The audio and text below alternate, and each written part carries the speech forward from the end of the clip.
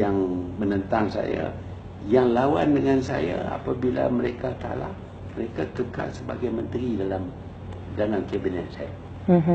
Lalu terkait dengan Anwar Ibrahim sendiri, mengapa Anda memiliki pandangan yang berbeda, pendapat yang berbeda tentang Anwar Ibrahim? Hukuman dibuat kepadanya mengikut undang-undang dan hukuman dijatuh oleh hakim, bukan oleh saya.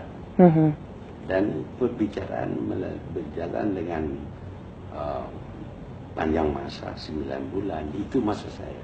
Tapi sekarang ini bukan saya yang mengenakan tuduhan baru ini, ialah Najib. Jadi pada saat Anda menjadi Perdana Menteri, tuduhan tersebut benar. Saat Najib menjadi Perdana Menteri, tuduhan tersebut tidak benar.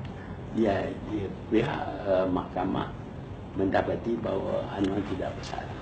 Tetapi dibuat apil dan ditukar pendakwa raya, mengambil pendakwa raya yang private, dan pendakwa raya ini sekarang ini kita dapat tahu bahawa dilapor bahawa dia menerima bayaran sebanyak 5 million ringgit daripada pemerintah supaya dia dapat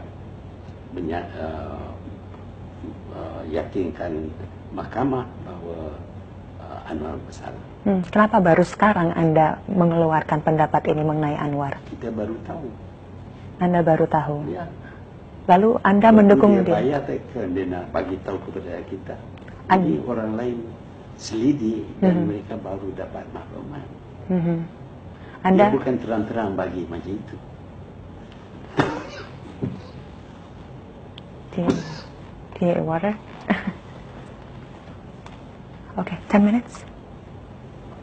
Okay. Jadi sekarang Anda mendukung Anwar Ibrahim menjadi Perdana Menteri Malaysia.